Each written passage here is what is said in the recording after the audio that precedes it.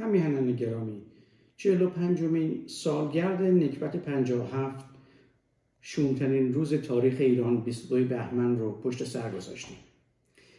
پارسال دقیقاً همین موقع در شهر لس آنجلس بیش از 100,000 ایرانی تظاهرات کردند و در سراسر جهان ایرانیان واقعاً غوغا کردند.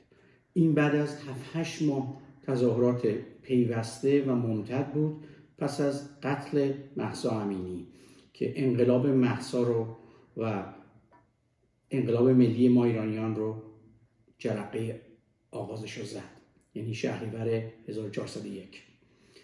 ولی از این فرصت طلایی مثل سایر فرصت‌های طلایی دیگه همچون آبان 98 و دی 96 هیچ استفاده اصلی و اساسی نشد.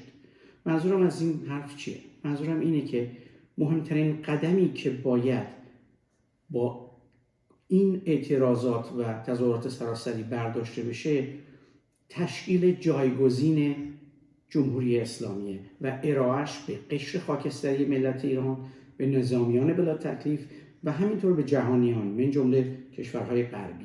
چون بدون این جایگزین رو درست کردن یا همون دولت موقت رو درست کردن، قشر خاکستری ملت ایران که میلیونی هستن و نظامیان بلا تکلیف و کشورهای غربی هیچ کدومشون به این انقلاب نخواهند پیوست.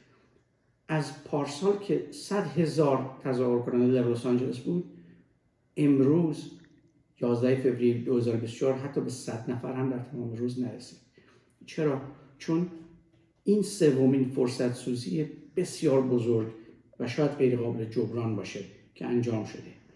تنها کسی که اعتبار، مشروعیت و مقبولیت برای تشکیل این دولت موقت رو داره و اعتبار این رو داره که رهبری حرکت براندازی رو به دست بگیره یک نفره: شاه رضا پهلوی یا رضا شاه دوم یا شاهزاده رضا پهلوی. من و شما نیستیم. باید این کار امروز انجام بشه.